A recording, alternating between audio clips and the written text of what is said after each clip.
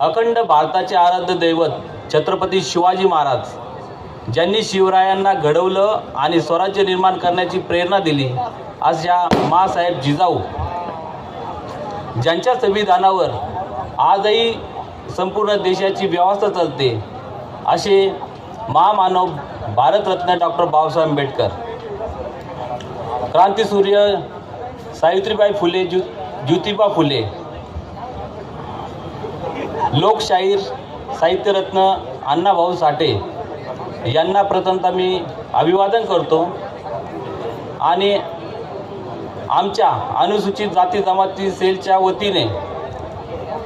माननीय एकनाथजी शिंदे साहेबांनी दिलेले, शेवगावमध्ये दिलेले मायाताई अरुण मुंडेसह सर्व उमेदवार आम्ही निवडून आणण्याची ग्वाही देतो आणि थांबतो. जय हिंद, जय महाराष्ट्र, जय संविधान.